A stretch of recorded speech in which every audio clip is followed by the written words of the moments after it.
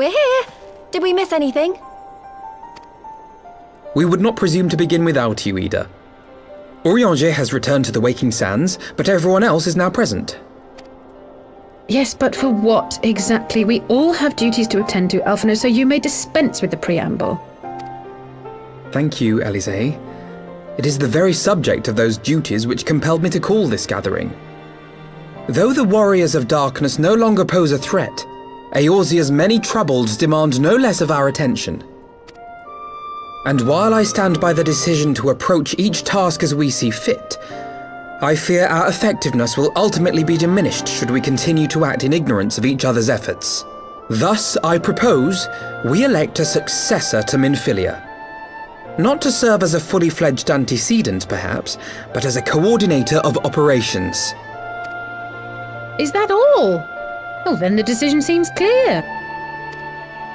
No one else has shown any enthusiasm for the role, and judging by your performance at our previous meeting, you would seem the perfect candidate. You always did have a flair for politics.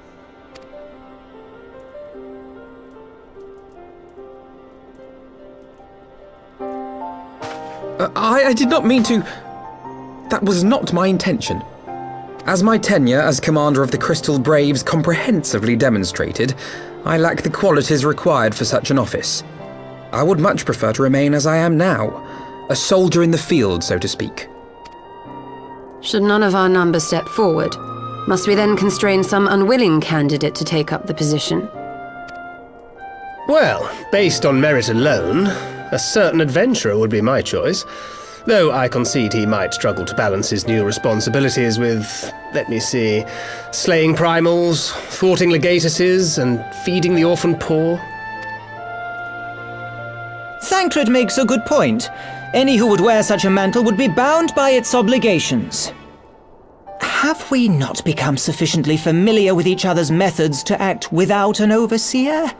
At present, I see no cause to so willingly limit one of our number. Oh my goodness! Help! I need some help here!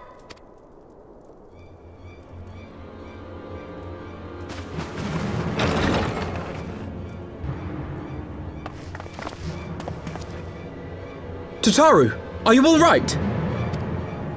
Me? I'm fine. It's this poor girl who just staggered in and collapsed on the floor that I'm worried about. Narco! God, how did... Yashola! Please, you have to help her! Kral, a hand if you would. Let us see about closing these wounds.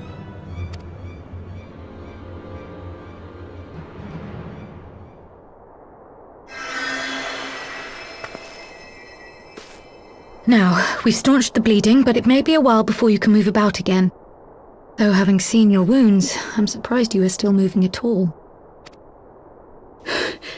Thank you. My message. It was too important to delay. I took the shortest route I could, though I knew it was more heavily patrolled.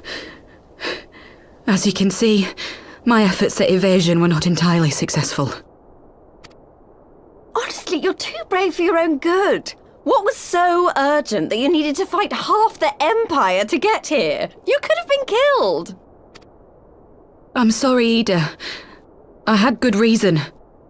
But I imagine your friends are wondering who this bloody mess of a Mikote is.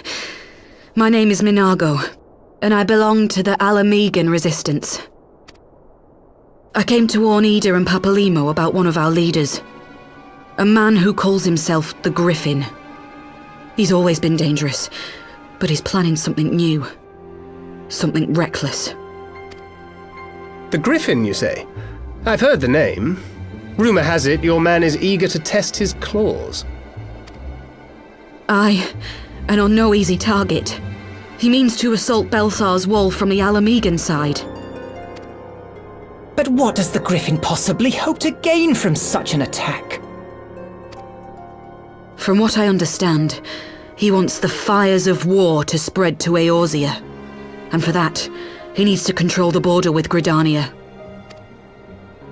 So, he means to spark a conflict between the Alliance and the Imperial forces stationed in Alamigo, to have Eorzea's armies aid in the liberation effort, whether they will it or no. His plan is flawed. Even should the Resistance succeed in occupying the wall, they would not be able to hold it. Imperial reinforcements would drive them out within a week. Be that as it may, if there is even a chance that this scheme could bring about an escalation in hostilities between Eorzea and the Empire, the Alliance must be informed. Agreed.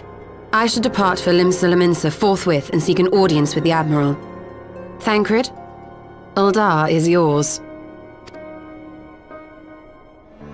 Alphino and Alize, make haste to the Twelveswood and notify the Elder Seedseer of the danger to Gridania. She will duly call a council of the Alliance leaders, whom you must be ready to receive. You will be our voice in Ishgard. Explain the situation to Sir Emmerich and encourage him to send an envoy. Tataru, Krile, I leave the care of our injured messenger to you. See that she remains quiescent and her wounds closed. I believe that covers everything. Let us be about our tasks.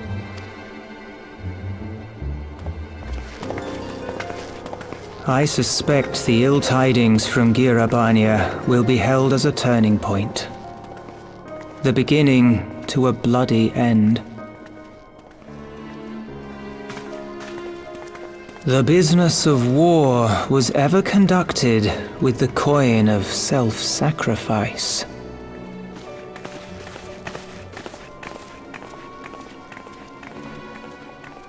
'Twas Master Louis Soir himself who taught us that such costs are not to be ignored or denied.